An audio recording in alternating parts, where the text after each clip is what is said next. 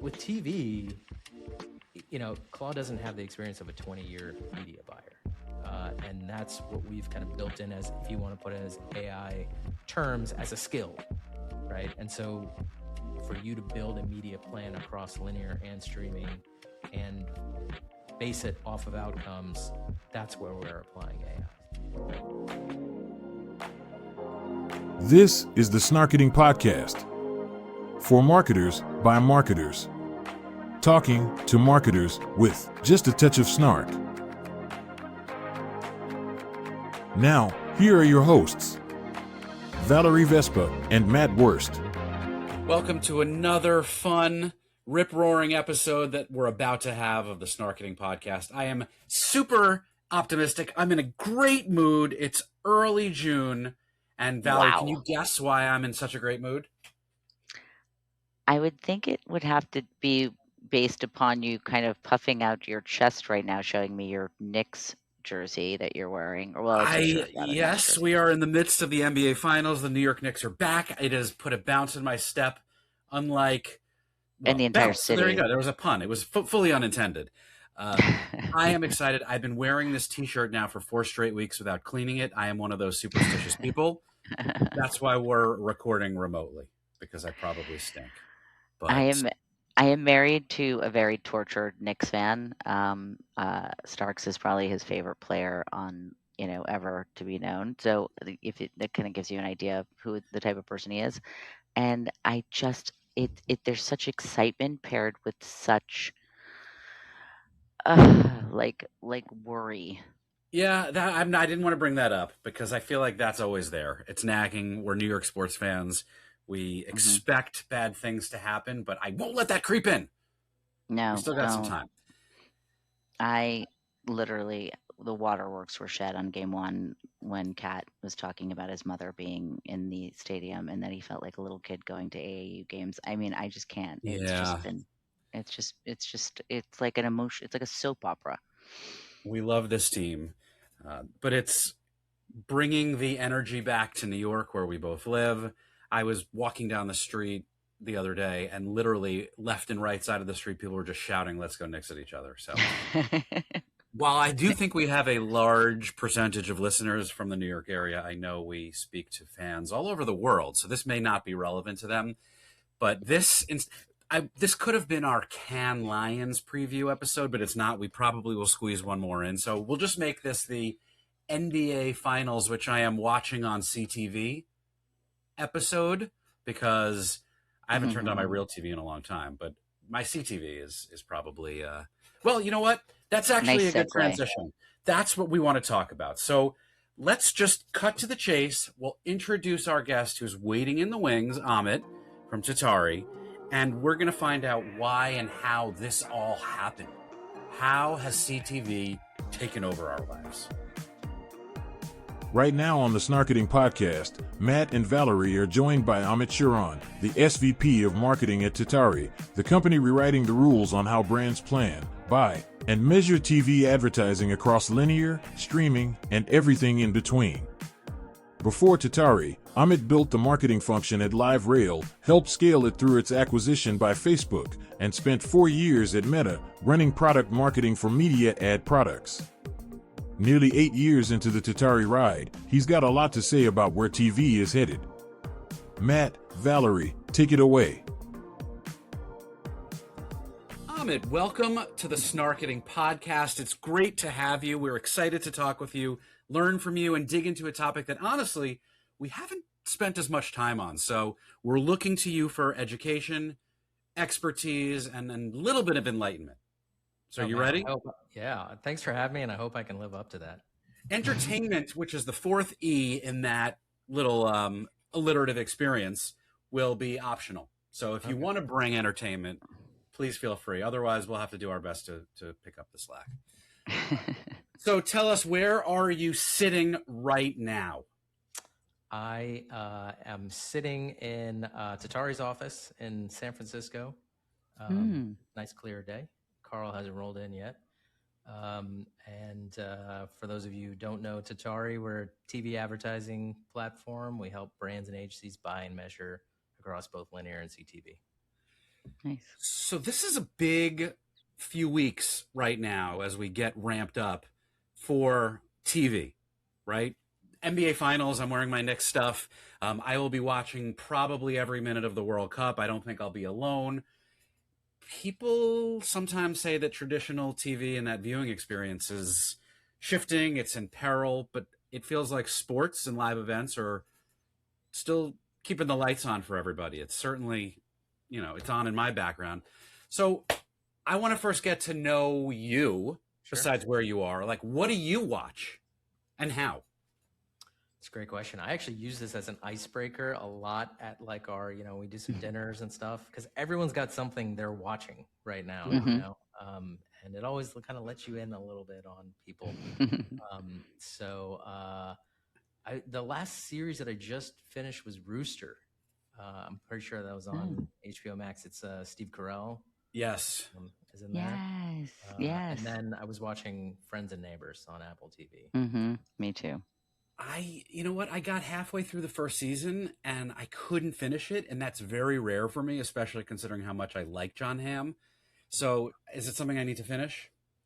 Season 1, yes. Season 2, I don't know. If you weren't really that into it, season 2 might let you down. Okay. All right. So we don't usually start off with that question, but given that we are in the viewing space, right? Figured it was worth asking. Yeah.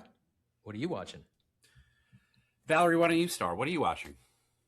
I actually started watching this show with Dakota Fanning or her sister, I forget, maybe Elle.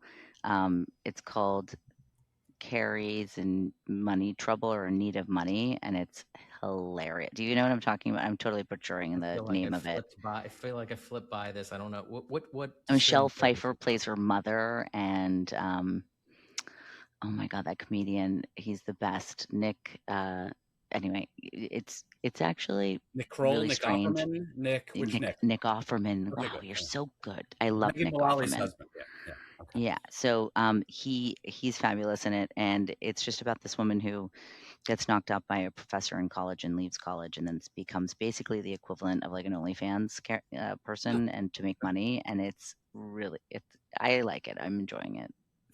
Then I'm watching Widow's Bay. I don't know. It's another one. It's sort of like mimics Martha's Vineyard, or like, I don't know. And it's haunted. You're really selling it, Valerie. Good work. Okay. Sure, the entertainment brand behind that one is loving this endorsement right now. Okay, so now that we know everything about each other's weird, eclectic viewing tastes, let's get into, this may be eclectic too, but let's Valerie, why don't you kick us off with some of the things that you're curious about? So before we get into Tatari, I think take us back a little bit, from when you're a guy from Dallas.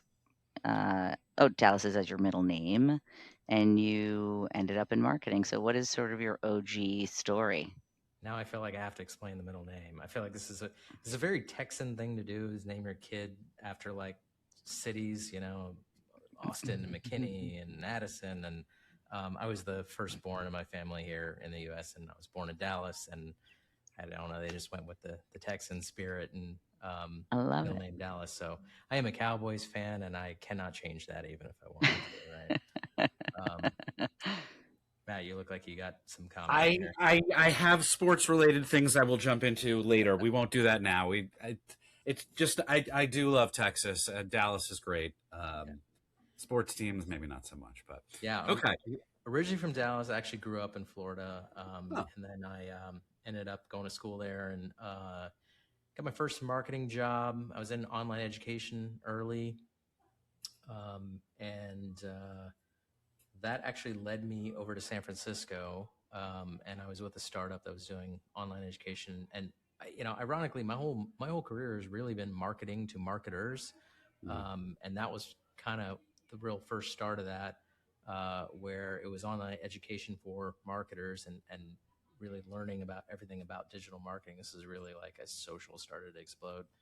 And then we need a lot of education. Let's be honest. Like, we are usually in need of real expertise, so it's probably the toughest audience.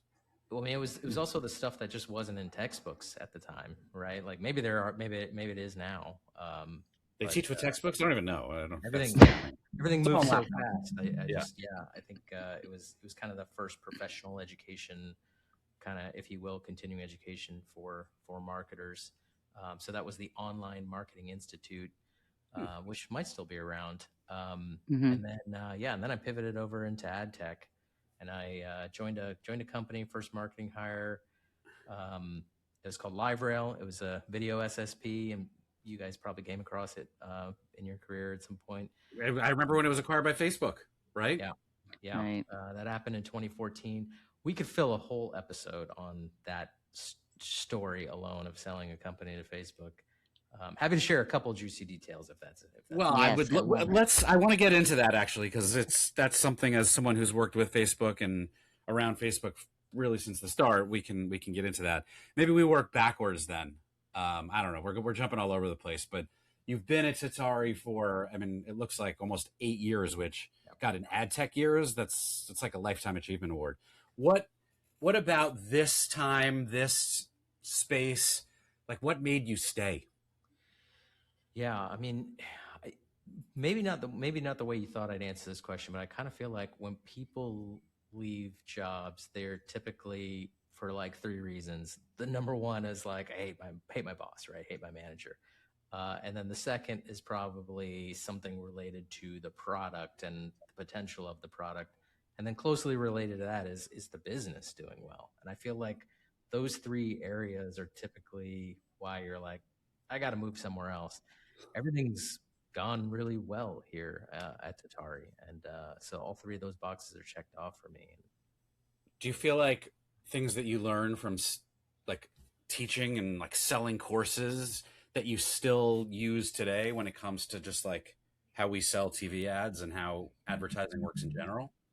I would say, like, getting kind of real nerdy here on the marketing demand gen talk. I think something that came from learning when you're selling education, if you're thinking about just people's motivations, I quickly learned there was like 7 reasons people would go back and get a degree or an online certificate. And that could span from anything of like, maybe I took a break because I had a child, or life changes. Or, I was in the military and received, sort of training there, but I'm looking for something a little more formalized in a specific field I'm looking to go into. And a lot of it is just also pay related, right? I want to make more money. I feel like learning motivations when you're in marketing in general, and like tapping into that in your marketing campaigns, like that very much, I carried that with me. So I do want to go back to the LiveRail thing, because I think this is fascinating, and I want a couple juicy juicy details, since, like, I mean, you were what, employee number, at LiveRail, I think I was employee number 40. And wow. we got it to a little over 200 employees. That's wow. So it was an interesting ride. Kind of, you join as first marketing hire. You're building a marketing department, but you're also building a brand at the same time. And we were playing a little bit both demand side and supply side in the early days, and then we kind of picked our lane and we said we're going to be supply side. And I think by the time we got acquired, 25% of all online video ads ran through LiveRail. So we had a great trajectory, and I think the real premise behind the acquisition was I remember. One of the leaders at Facebook, when they were talking about the acquisition internally, was they used the expression "winter's coming," and the idea was that we were really running out of inventory on the Facebook feed, and it was like, how do we extend this, or basically our audience data out to other channels? And that was like the premise behind the Facebook Audience Network, which I ended up overseeing marketing for a while there when we joined. But LiveRail was kind of the extension into online video across publishers on the web. Which is why I want to have a whole separate deep dive conversation with you, because I feel like where I am right now, we're in the 2.0 version of that. Yeah. Outside of the walled gardens, but we'll save that for a yacht cruise rosé sharing conversation in a couple weeks. Yeah. I'm curious, as someone who went from building live rail to this, multi, and congratulations, lots of money acquisition when the deal closes, but you then go from that to you're spending time inside Meta, which is probably a cultural, I would call it a culture shock is probably an understatement, but you're doing like product marketing for media ad products. So what's something then about marketing at that scale that nobody on the outside or someone coming from a startup can't even understand? It's probably that word scale that you used. I mean, you go immediately into, hey, we're going to be launching these products, and then you now have to think about it regionally, right? Across the globe, and how does this make sense? And you have a lot of counterparts in those regions that help you work through it, but it's a lot of internal education around what these products are and who they're for. And just to kind of share some more light about kind of my journey there and what I was working on. So when we got acquired, it was really about building their version of DoubleClick. And so you had LiveRail. They had acquired Atlas, I think, from Microsoft at that point. I feel like that changed hands a couple times. It was at Microsoft at one point. Yeah. And then the Facebook Audience Network. And it was like, let's put all this together and kind of create our own version of DoubleClick. And there was an org inside of Facebook called AdTech, where all three of these teams sat. Eventually, as all acquisitions kind of face that fate, right? Of like, here's what we're going to keep, here's what we're going to deprecate, and I kind of saw a path where I was like, I should probably find something else here, and I joined a newly formed team called Media Monetization, and the idea again kind of goes back to that premise of the winter's coming. Of we need to create all these new surfaces, usually consumer services, but ways we can create ad products within them, either formats that we already have, like a video ad, or formats that are new. And so it was really cool to work on. At the time, these were really big, innovative steps where, we introduced Facebook Live, and there was 360 video, and there was instant art. You put ads in Oculus? No, maybe not. They didn't get there yet. No. At least while I was there. Yeah, but wouldn't have shocked me if it went down that way. But yeah, it was a cool experience to kind of work across what they call the family of apps. So this stuff would go in Instagram or WhatsApp or Messenger. Yeah. And I would have to kind of do this dog and pony show, where they bring in the big advertisers into a briefing center, and Sheryl Sandberg would come in and other executives come in. But my part in that was I'd come in and talk about, here's the roadmap for video and all the things that we're rolling out. So it's cool to kind of be in charge of creating that narrative and then seeing how it lands, and then talking about what's coming. It's always cool to talk about stuff that's new. But when I was leaving and I was looking for kind of the next thing, and I talked to the founder at Tatari, I told him, I said, I've been at Facebook for the past 4.5 years spreading the propaganda that TV's dead and mobile is king. And so tell me why customers are coming to you for TV, right? And he said everything that I was hearing in those partner center meetings. And it was brands saying that, conversions were slowing on newsfeed, that they were hitting the same audience over and over. It was just getting harder to get people's attention because you had to grab their attention in the first 3 seconds while they're scrolling.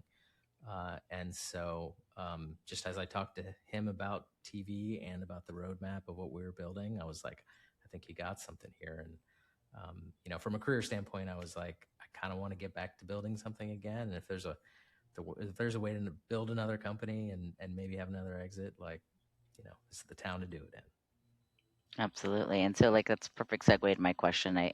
you left in like 2018 to join a Series B startup. So was it just because you were feeling the desire to get out of the big sort of behemoth and start something from sort of the ground up again, as you had? It was, but I'll be honest with you. I thought I had like my ticket out of ad tech at that moment. I was like, I'm done, and I was like, I'm gonna look at things It's a I'm one-way ticket, my friend. That's it. You can never leave. Yeah, I'm in it now too. I waited 20 years to get into it.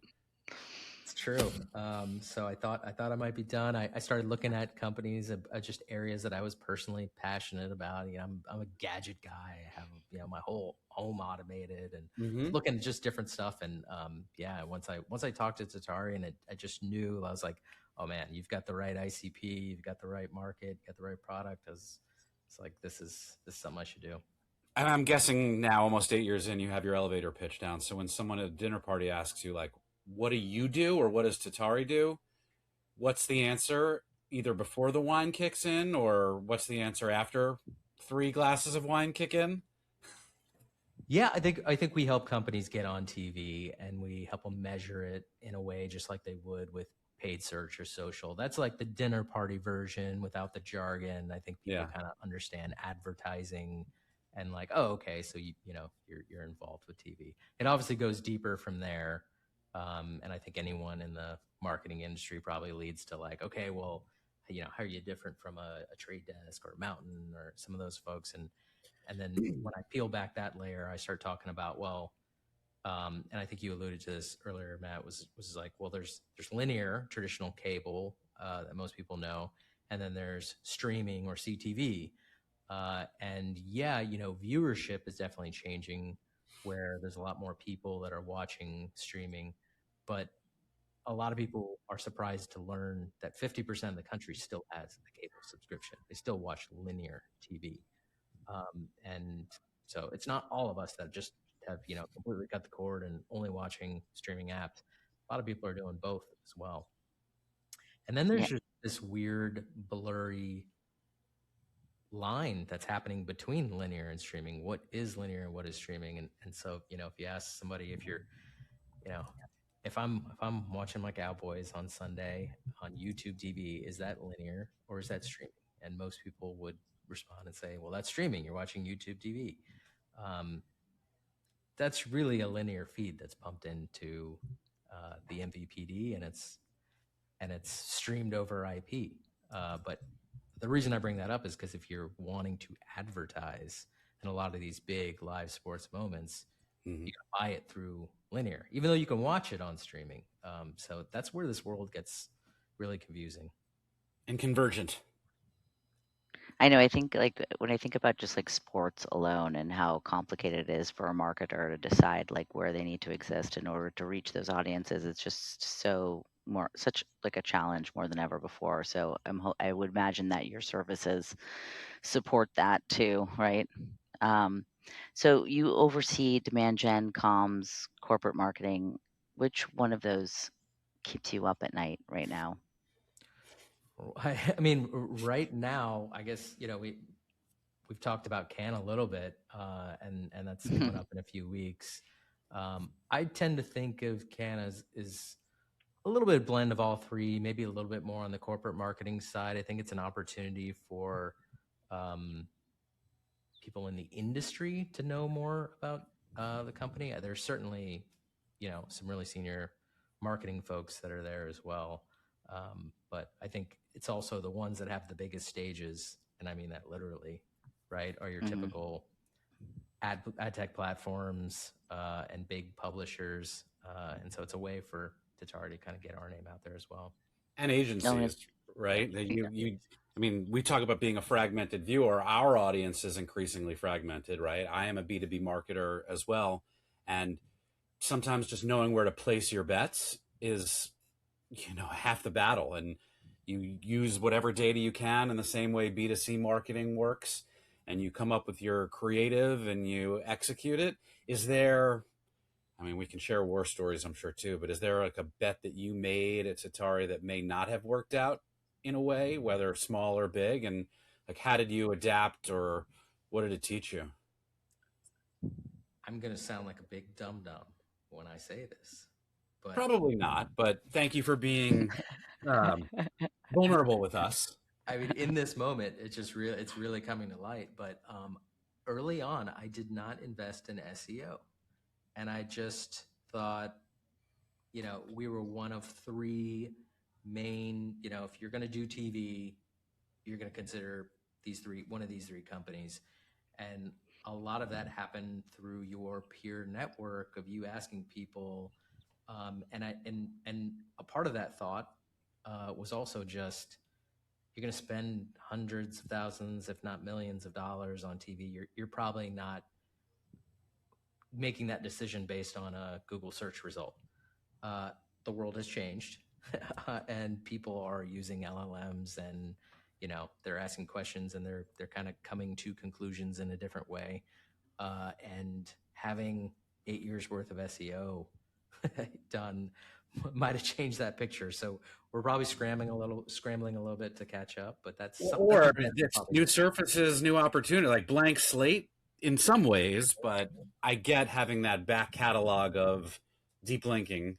But again, I don't think you guys have an awareness problem. At least not, again, for your audience. That's not the challenge. So where and how you leverage this next generation of that, whatever EO, whatever letter before that comes, AEO or whatever. You're right. Like, we have to be thinking about that, and it's what keeps you up at night is what keeps me up at night. So it's yeah.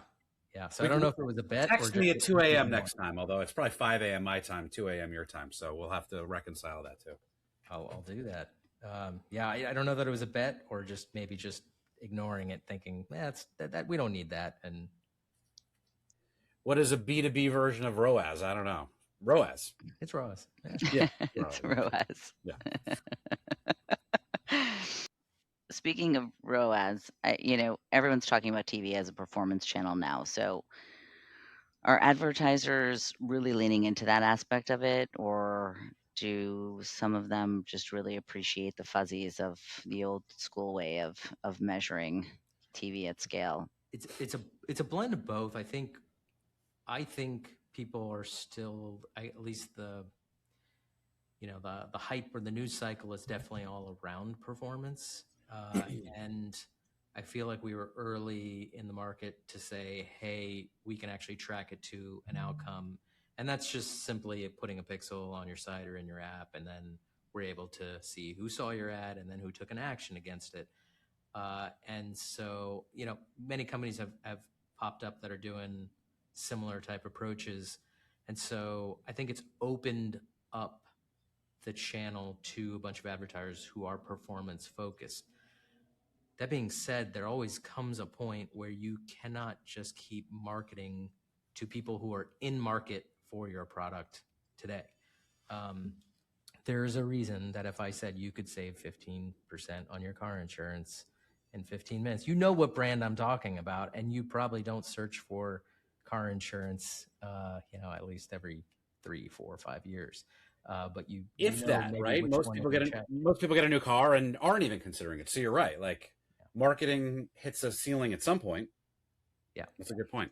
Yeah, so you got to build. They just happen to be big out-of-home spenders too. I'm kidding. I'm kidding. Build your brand at some point, and usually brands kind of get to that maturation stage where they realize they got to be doing a little bit of both. And so we work with brands who are kind of going through that journey, but then we also work with brands on the other spectrum who really get brand, and they want to come in, and they also want to measure more on brand sentiment, unaided awareness, reach, and frequency. So these are kind of maybe considered old school metrics or thinking, but it's just as important. Well, then I guess to take it one step up in a meta, lowercase m, meta perspective, right? So you now in a B2B marketing world where, yes, same rules apply. You can't market endlessly and hope for the same outcome. But in a performance landscape where there is, as you said, the Trade Desk and Mountain and whoever else, Simul Media, how do you market against this field where every player claims to be a performance option and a brand option and a performance option and whatever du jour you need, we're in. Yeah. Like from a marketing perspective, I feel like a lot of times we do have to convince people of the medium before we ever talk about a feature of Tatari. And so it is kind of getting people to understand TV, and TV is a little different. And what does the TV landscape look like? When I mentioned earlier that we do linear and streaming, and we can do the online video, that's what we call convergent TV. And so I really lean on that as one of a set of differentiators. But kind of, I guess, getting to the core of your question, I really think it actually comes down to DSP technology versus direct relationships with publishers. And it's a lot of what I'm planning on talking about in a few weeks in Cannes as well. Whereas a lot of people think that the only way to do TV is doing it through programmatic. And that's like the easiest entry point. It's low-hanging fruit, but it's an important fruit, right? Yeah. And I've heard the expression, programmatic is an access point, not a strategy. And I don't know that has completely like sunk in for a lot of people. I think they think to do TV, I got to do it just through programmatic. And just to kind of paint a little picture for the listeners, the viewers, if you look at the entire TV market, $90+ billion, and you start breaking that out, when you get to programmatic, it's such a small slice because there's programmatic guaranteed, and there's private marketplaces, and what is that DSP you're working with actually accessing? And our question is really, is this infrastructure even needed in CTV? Because we are, pushing $1 billion of media spend a year through our platform, and we can see that 90% of the impressions are going to 10 publishers, and those are probably the ones that you have on your TV screen. And if that's the case, why are you using technology that was built for the web with thousands of publishers, where you're trying to collect the inventory and organize it and sell it? Well, not that you're asking me, but I think if I was going to play devil's advocate on that, and tell me I'm wrong, because I'm usually, partially wrong in some ways, it's that your definition of convergent actually for me is right, but also expands beyond it.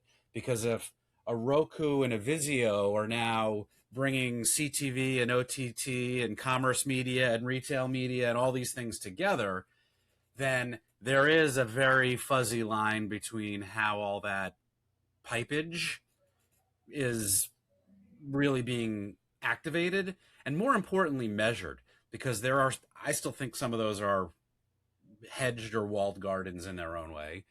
But thinking outside of that, like, again, I've been on the soapbox of kind of reclaiming ownership of your surfaces again and building more open networks.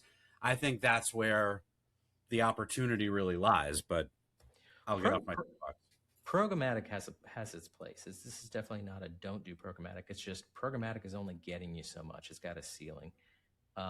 And it really kind of comes down to the access. If you think about this from the publisher's perspective, they have a direct sales team. They also have a programmatic sales team. And the reality is, they're never going to call one of their babies ugly, but direct sales is what they prefer and where all of the most premium inventory is going to be. And yes, some of that can be executed programmatically if you're doing an upfront or negotiations in advance where you're getting a specific deal. But that's a great point. And look, as someone with 2 kids, I wouldn't call either of my kids ugly, but one of them is probably uglier than the other. That's really just all relative. Oh my God.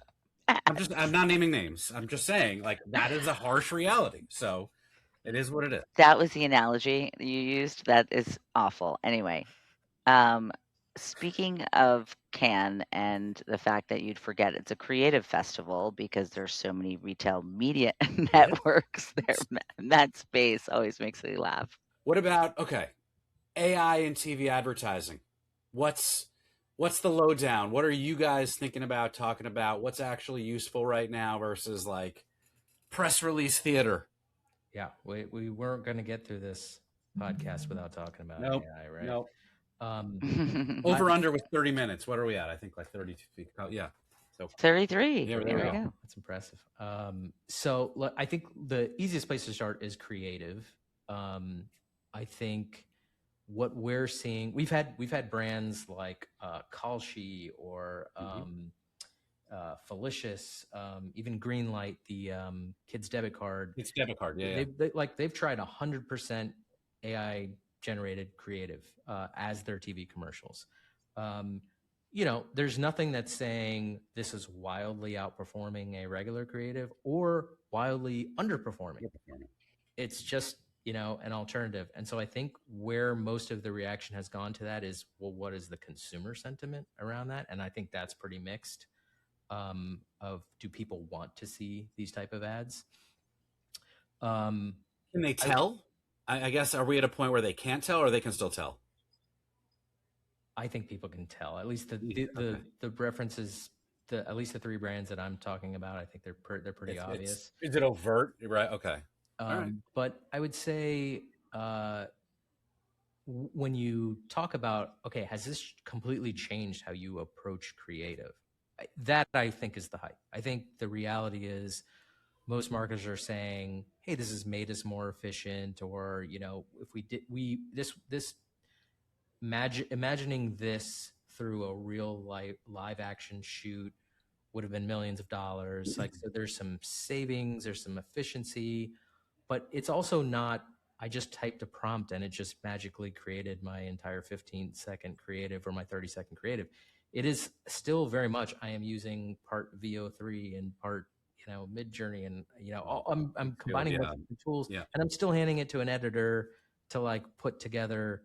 So we're just not there yet. In when it comes to creative, I think maybe where we, at least at Tatari, are seeing most of the advancement, where we're applying AI, is through actual media buying. And I think there's a lot of talk right now when you're asking kind of hype versus real, where people are, saying, at least when it comes to a meta campaign of like, oh, I gave Claude, my campaign and it automatically optimized it and it did all this stuff. With TV, Claude doesn't have the experience of a 20-year media buyer. And that's what we've kind of built in as, if you want to put it as AI terms, as a skill, right? And so for you to build a media plan across linear and streaming and base it off of outcomes, that's where we're applying AI. So in a few seconds, you can generate a plan. But more importantly, it's not a black box. You can actually just add, change, remove. And so we're seeing a lot of impact there, especially for people who are coming from paid social and don't have TV buying experience. Okay, so it sounds like the jury is still out. The creative will get better. The behind the scenes stuff, is it getting faster, better? TBD. It's all TBD. AI TBD. Is that the key takeaway here? It's probably a great session title. AI TBD? Yeah. Okay. We'll see. It'll be too late to pitch it for a can, maybe for one of the side programs. We'll get That is so terrific. Oh my gosh. Okay, so let's jump to the lightning round, which, again, no right or wrong answers. We just want you to answer them more quickly. I guess that should be our TLDR for our lightning round. Good takeaway for the AI note takers in the room. We talked about viewing what we've watched, but the last thing you had watched, right? Linear or streaming? What was it? It goes back to that blurry line. I watched a little bit of the NBA Finals. Mm-hmm. Shoppable ads. I feel like we've been talking about them for a while, but they're not kind of there yet. Is 2026 finally the year, or are we still kidding ourselves? Yeah, I still don't know that we're there yet. When you see these new formats rolled out, and then the actual adoption by advertisers, first of all, these are not cheap. to do.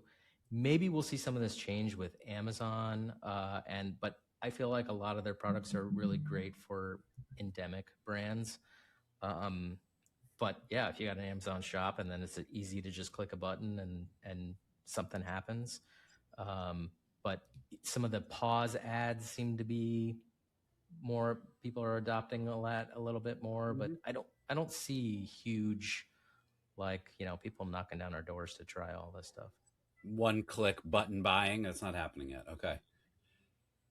As a child of the 80s, I'm probably a little bit older than you, but TV ads are like in my DNA. I probably still quote them in context as I'm walking down the street. More recently, I still think there are a lot of good ones. What are your favorite ads that are of the last 12 months? First of all, I appreciate that compliment because I am an 80s baby too. Oh. So I always like default to the Waza from Budweiser campaign, right? Memorable. Oh, very memorable. Oh, I thought you were quoting a Scary Movie. That just well, that may have brought it back. Yeah, did totally did. They did. It's everywhere. Yeah. For me, it's the nationwide ads. Those are like, when did you become your parents? That's a great campaign. That's a very good one. Love that. I don't think we've talked too. about that here, Valerie, but it is every single one makes me laugh out loud. The acronym that you wish would die: OTT, OLV, or GRP, or another one, TBD. That's a kind of a toss up between OTT, because I just feel like everyone has, we use the term streaming because it feels like that is the umbrella to CTV and OTT when you actually look at it by definition. So I probably hope that one dies off. But GRP, I also feel like just needs to die off because it's just not the way people want to measure TV anymore. Mm-hmm. Yeah, I hadn't thought about it in so long, but because video is now so prevalent everywhere, even in digital, it's become like the baseline again, at least in my world. And I don't think it's going anywhere. I'm sorry. Yeah. I'm surprised you didn't add a question in the lightning round for the East Coast family, since we were, what is it? ABC, BBD, the East Coast family. I've made that joke before, Valerie, so I couldn't bring it back again, especially to a West Coast guy. I keep my East Coast, West Coast separate. He was a Floridian. I wouldn't call you a Floridian. Do you consider yourself in any way a Floridian? Been in the Bay Area for like 15, 16 years. Yeah. So okay, so let's ask you wine country questions then. What's the best go-to under $40 wine? Oh man, I got a great story about this. I'll try to keep it quick here since it's supposed to be a lightning round. But the short answer is educated guess. That is the name of the wine. Oh, I'm gonna write this down. And I discovered this wine at a restaurant. I took a picture of it. I got online to see where I could get it, and I had it shipped to me. I brought it to a dinner, all proud of it. Oh, was it a red? Yeah, was it a red? Yeah, it's a Cabernet. And good guess, an educated guess. And I brought it to this dinner party, and the person was like, "Oh yeah, that's at Safeway, just local grocery store." And I was like, "No, I had to order this," and I got 3 bottles, and they're like, "No, I swear to you, it's at the Safeway in the Castro." And then sure enough, I go there and it's there. So that was the embarrassing part of the story. The actual fun part of the story, and anybody that's watching this is a great party idea, so feel free to steal it. But a friend of mine used to throw a party where you show up with 2 bottles of wine. They take 1 bottle, they put it in the back room. They take the other bottle, they put it in a brown paper bag, put a number on it. Everyone gets to taste all the wines, and you score the wines. And at the end, the person who brought the highest scoring wine gets to take all the wine home from the back room. Oh, wow. Great party idea, right? That's it's like White Elephant on steroids for your holiday party. That is the coolest thing. Wow. So I brought educated guests and won the whole thing. And there's people who showed up with an $80 bottle of wine or a $200 bottle of wine. So that's... Oh, my gosh. Wow. I got to try this educated guess. I got to try this wine game. I know. Maybe we'll try it together. And well, you know what? Next dinner party game on. Okay, last question, Amit. your career trajectory of like growing a startup to Meta to a Series A or Series B, I don't know where they were when you joined Tatari, but obviously now is a beast of in and of itself in a good way. What would be a piece of advice that you'd give to a marketer who's maybe the first real marketing hire at a company, knowing what you know now? Yeah. It doesn't have to be lightning quick. You can put some thought into it, but bring the thunder. Well, first of all, believe it or not, Tatari is not taking on any VC funding. And so we're profitable 8 years in. We got 300 employees, Wow. about 500 clients. Wow. So we're Yeah, I just assumed because it's ad tech. That's what they do. Yeah. So the advice I'd give, especially for like first time marketing hires, I feel like I see a lot of like LinkedIn posts about stuff like this where the part I feel like is missing is it's kind of on you to educate the founder and the CEO on marketing's role. And I guess like the posts are often complaining, right? Of like, the founder wants this and the CMO, gets let go for whatever. And having done this a number of times, I know, we did an early like kind of rebrand, a brand refresh of Tatari's visual identity when I came on. And it's like, I got in front of the whole executive team and was like, hey, this is where I think we should go. And it's crickets because they've never been asked creative type of questions or going through creative exercises of this look and feel and this color. And why is this important? Didn't we hire you for this? Right. But it's your job to kind of talk about why it's important and what it means and how this will help you down the road. And so, yeah, that's my I guess my more pointed answer is like, it's your job to educate the founders and the executive staff of what marketing does and why it's important and why they should care.